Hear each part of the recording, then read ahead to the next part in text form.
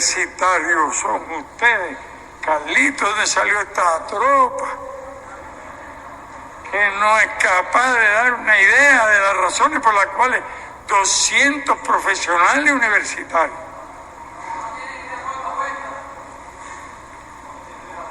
¿Qué tiempo quieren para meditar? ¿Les basta un minuto?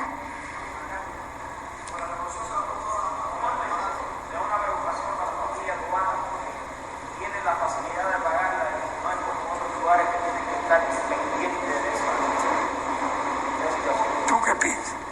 Pienso que porque hoy ningún universitario, ningún padre, nosotros tiene que ir a la calle a tener para irse a buscar para poder pagar la boquita eléctrica. ¿Tú qué piensas? Es que están justificando lo que se paga con respecto a lo que se escuchó. ¿Tú qué piensas? Yo creo que la revolución subsidia la mayor parte de los gastos de nuestra población y a veces no constituye una preocupación ahorrar algo que usted haga que es elemental para el desarrollo. Y yo le voy a hacer otra pregunta. Ustedes se están acercando a la razón exacta, al menos tal como yo la veo. Y no la veo solo en eso. Hay alguna pregunta que puede enredarse más, pero hay que hacer a la gente pensar y hay que llamar a todos nuestros compatriotas honestos y hasta incluso los deshonestos. Puede haber algún deshonesto que diga, bueno, la verdad, por esto. Hay mucho, sencillamente, porque prácticamente la electricidad se regala. Está regalada la electricidad. Bueno, yo se lo puedo demostrar. Después puede venir otra pregunta. ¿Cuánto ganamos? Y si viene la pregunta de cuánto ganamos, se empezaría a comprender el sueño de que cada cual viva de su salario o de su justísima jubilación. Añado un poquitico. Cuando usted piensa de dos hermanas, una de ellas era maestra, ahora están juntas, tienen problemas, dificultades, estaban ganando 80 pesos de jubilación, porque antes los salarios más bajos, y después vinieron periodos, te pago a ti por hora normal, te pago a ti porque es de tarde, te pago más porque es de noche, te pago más porque tuviste que venir un domingo a la semana, te pago más. Nada de eso influía en el ingreso individual del maestro, pero no en el salario del maestro. Y las jubilaciones según las leyes, y muchas eran viejas, y ya teníamos que empezar a barrerlas. Y les puedo asegurar que hemos ido tomando conciencia, que toda la vida es un aprendizaje, hasta el último segundo, y muchas cosas las empieza a ver en un momento, y entre el millón de temas en que estás pensando, andas distraído, no te das cuenta que hay un fenómeno, que los incrementos de ingresos personales cuando vino el periodo especial, casi todos se hicieron a través de estas normas y no de un salario básico. Y por eso no hubo ninguna vacilación en fecha reciente cuando se elevó a 150 la pensión mínima del trabajador. Y la señora ganó la mínima 50 en una categoría y en otra 190, en otra 230. Ahora, imagínate el maestro, aquel o la maestra que se pasó 40 años antes de que surgiera el mercado libre campesino y los intermediarios asaltaran la República. Sí, pues el campesino allí, todo el mundo sabe que no va a ir a vender 3 libras de arroz en ningún lugar. El campesino no es comerciante. El campesino es productor. Uno tiene un camioncito porque se lo robó, porque lo compró, porque con dinero robado, porque le puso un motor, muchas cosas. No, esto no es hablar mal de la revolución, esto es hablar muy bien de la revolución, porque estamos hablando de una revolución que puede hablar de esto y puede agarrar el torito por los cuernos, más que un torero de Madrid. Aquel le pone un trapo rojo y después viene El hombre cierra los ojos, a veces da un cabezazo y le mete un puntillazo, una varilla, lo enfurece. Pero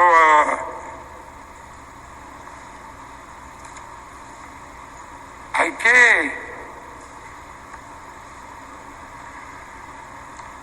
agarrar el torito por los cuernos. Para obtener un premio, yo no he sido aficionado a los toros, aunque he leído a Hemingway, pero de vez en cuando en México iba a una, se llama la corrida de toros, yo no sé cómo se llama. Bueno, y luego premio, buen torero, rabo, oreja. El que lo hacía perder eran las dos orejas, un rabo, un nombre glorioso y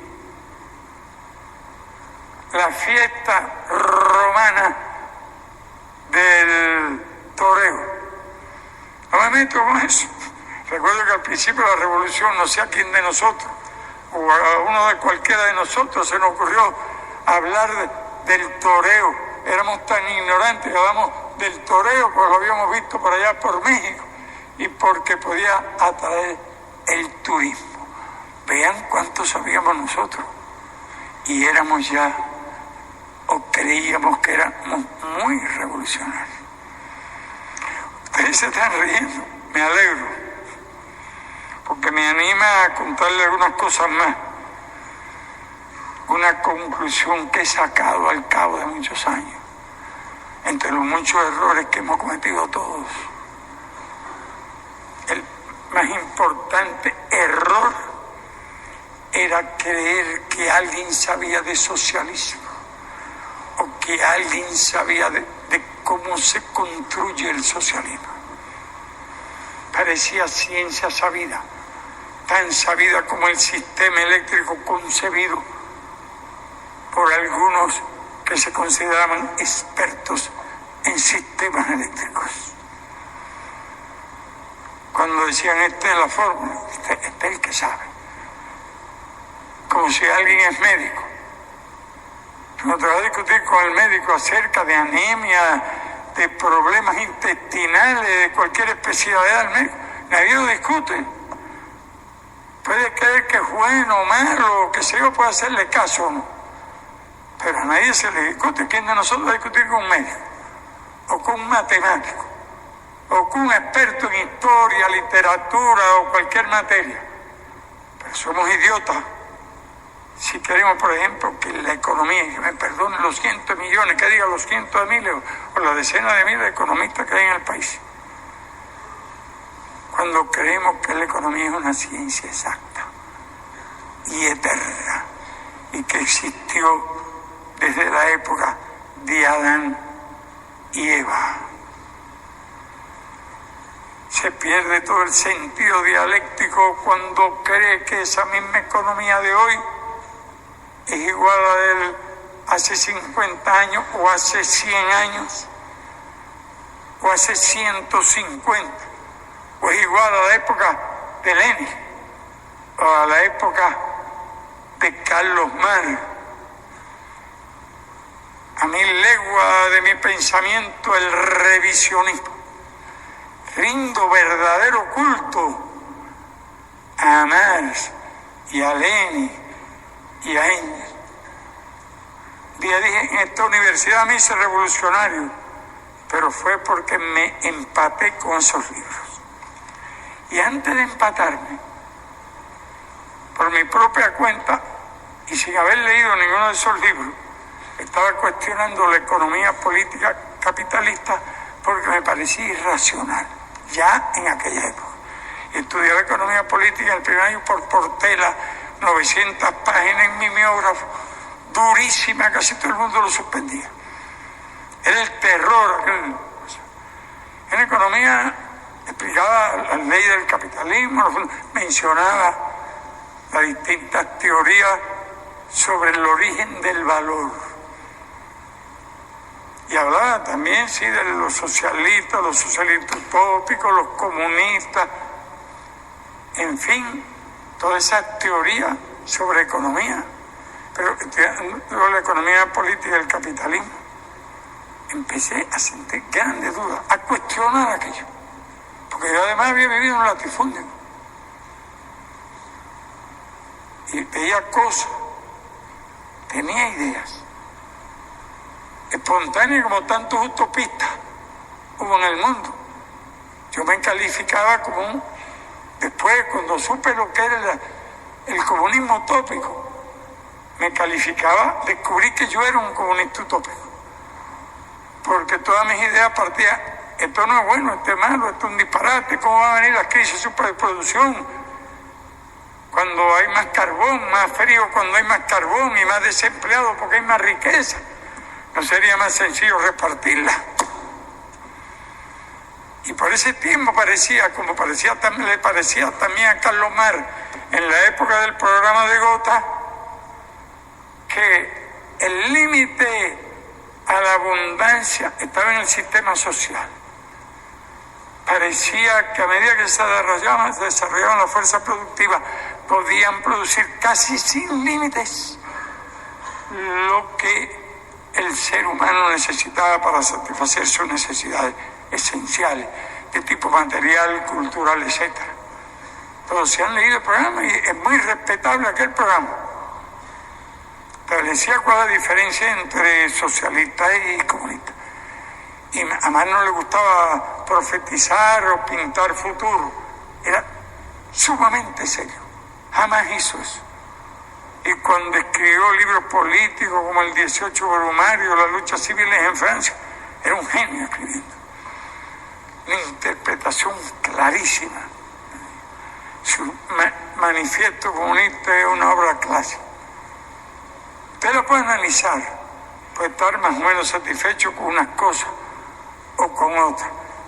Yo pasé del comunismo utópico a un comunismo que se basaba en teorías, en el materialismo dialéctico, en el orden social y económico, otro el filosófico.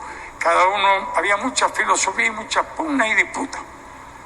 Siempre, de luego, en este mundo real hay que prestar suprema atención al materialismo dialéctico. Como tácticos y estrategas revolucionarios, todo revolucionario pienso hoy, después de mucho tiempo, que tiene el deber de concebir una táctica sana y correcta, una táctica y una estrategia. Ninguna táctica o estrategia que desuna es buena. Yo tuve el privilegio de conocer lo de la teología de la liberación una vez en Chile, cuando visité Allende en el año 73.